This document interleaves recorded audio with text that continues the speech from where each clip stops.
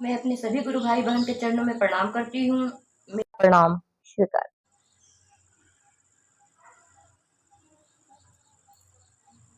और आज मैं लेके चलती हूँ आप लोगों को जो 2014 का यह पुस्तक शिव गुरु। इस पुस्तक के बारे में बहुत सारी गुरु बहन हमारी पूछती हैं कि दीदी क्या वो पुस्तक है। तो मैं बोली हाँ पुस्तक तो है, पर उनके पास पहुंचाया तो जा नहीं सकता है। तो आज चलिए मैं इस पुस्तक से जो हमारे साहब का लिखा हुआ जो भी बातें हैं और जो भी हमारे कुछ गुरु भाई बहन ने साहब के बारे में कुछ बताया है, आज हम लोग चलते हैं थोड़ा इस बुक में भी हम लोग ध्यान देते हैं। जो आध्यात्मिक पत्रिका है शिव गुरु अनुक्रमणिका, हम लोग आज चलते हैं। तो सबसे पहले है अपनों से अपनी बात, जो प्रोफेसर मंडल सर का लिखा हुआ है, अपनों से अपनी बात। तो हम लोग इसे सुनते हैं।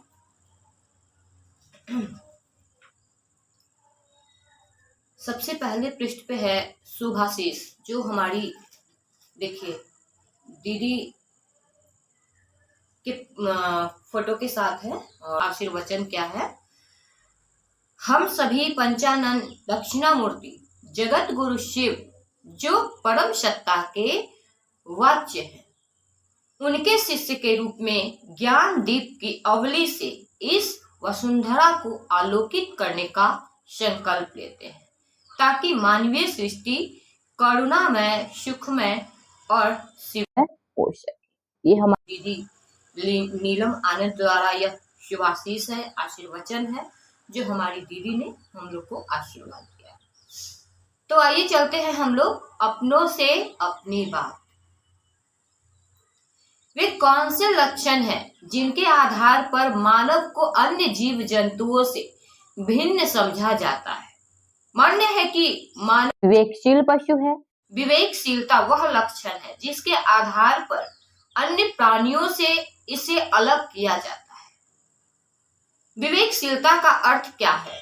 उचित, अनुचित, शुभ, अशुभ, पाप, पुण्य, स्वार्थ, परमार्थ, अनात्म में भेद करने की क्षमता को विवेक कहा जाता है। एक और महत्वपूर्ण लक्षण मनुष्य में है, जिसे मूल मानवीय गुण के नाम से जाना जाता है।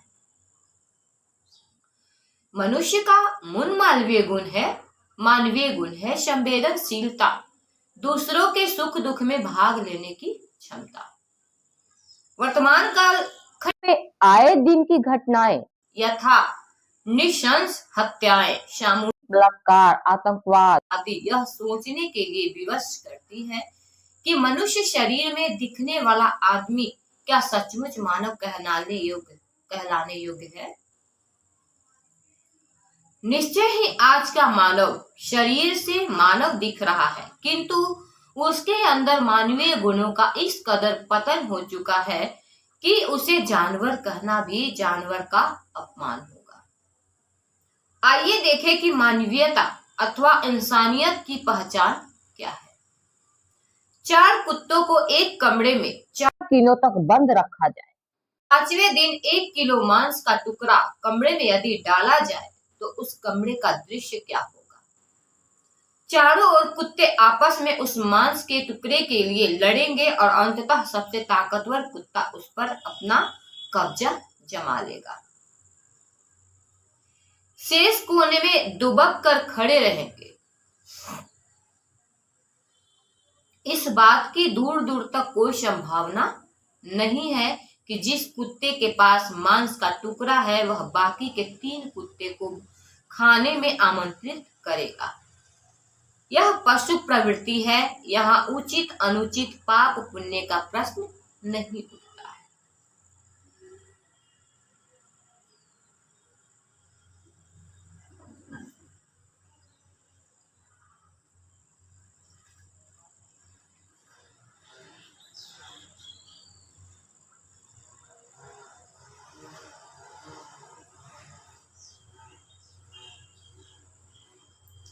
आइए पुनः कल्पना करें, एक कमरे में 4 व्यक्ति, एक वृद्ध, एक वृद्धा, एक बालक और एक नौजवान चार से बंद है। 5वें दिन उस कमरे में 4 रोटियां डाल दी जाए तो क्या दृश्य होगा? एक संभावना है कि नौजवान व्यक्ति जो ताकतवर है 4 रोटी उठाकर खुद खाने लगे। दूसरी स्थिति यह हो सकती है कि यह युवक बच्चे और वृद्ध वृद्धा को रोटियां खाने के लिए आग्रह करे। पहली स्थिति में निश्चित रूप से उस युवक के बारे में यह कहना अनुचित नहीं होगा कि आदमी के शरीर में वो आदमी नहीं है।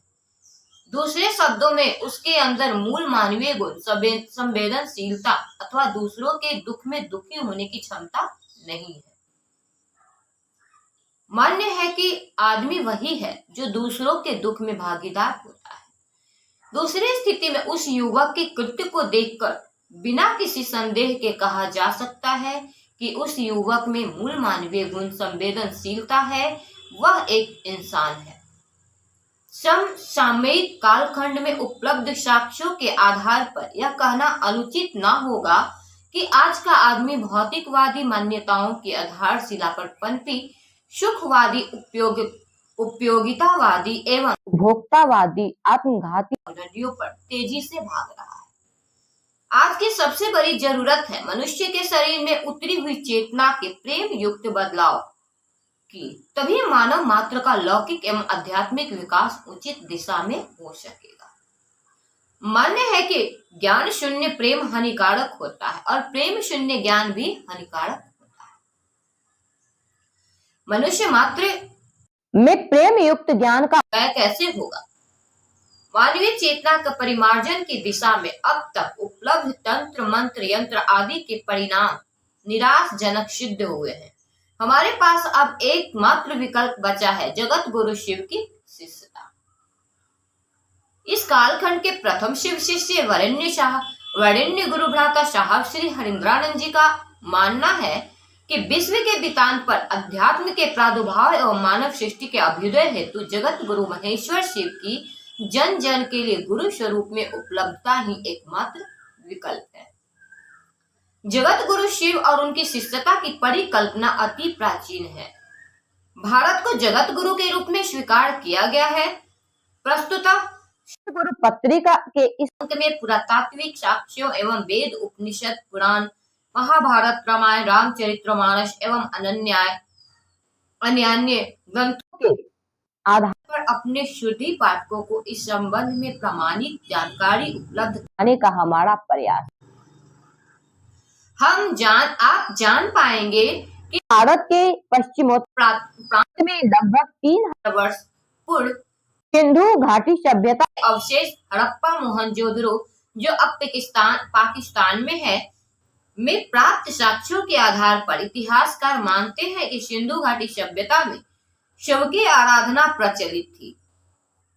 उस समय उसे पशुपति के नाम से जाना जाता था।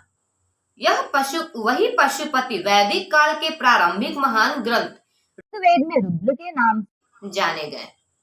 कालांतर में अर्थवेद में रुद्र को महादेव शिव शंभु आदि उपाधियों से अलंकृत किया गया। यजुर्वेद में इनकी महिमा में वृद्धि हुई। यहाँ उन्हें पशुपति कृतिवास गिरीश त्रयंबक नीलकंठ आदि आदि नामों से संबोधित किया गया है। यहाँ रुद्र के 5 स्वरूपों ईशान तत्पुरुष सध्वजात वामदेव अघोर का उल्लेख है।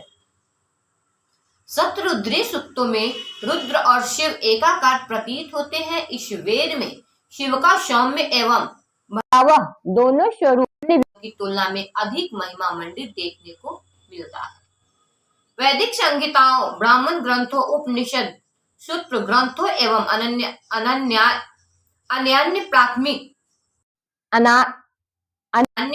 प्रामाणिक ग्रंथों में शिव को आदि गुरु एवं जगत गुरु के रूप में स्थापित किए जाने के प्रमाण मिलते हैं। मनुष्य मात्र की चेतना के परिमार्जन एवं प्रेम पूर्ण आध्यात्मिक उन्नयन के लिए शिव गुरु की शिष्यता को रेखांकित करता हुआ हमारा यह शारदीय अंक अपने प्रिय पाठकों को समर्पित है। महागुरु महादेव की असीम दया एवं साहब दीदी के आशीर्वाद से शिव गुरु का शारदीय अंक प्रस्तुत हो सका है। पत्रिका के प्रकाशन में विलंब के लिए हमें खेद है। पत्रिका को यथासंभव त्रुटि रहित रखने की कोशिश की गई है, फिर भी यदि कुछ त्रुटियां रह गई हो तो क्षमा प्रार्थी हूँ। इस संदर्भ में आपके मार्गदर्शक की प्रतीक्षा रहेगी। संपादक मंडल।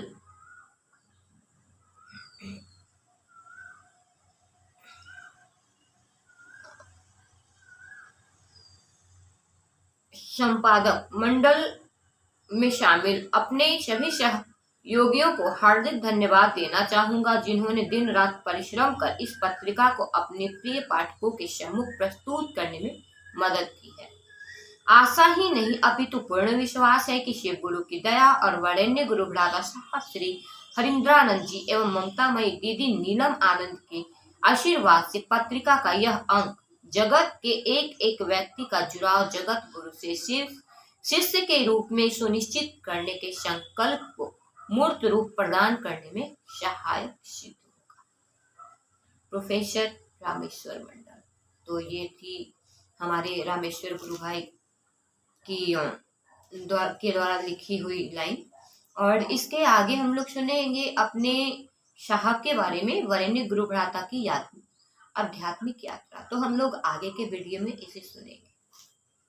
तो आज इस वीडियो को इसी अध्याय तक रहने देते हैं।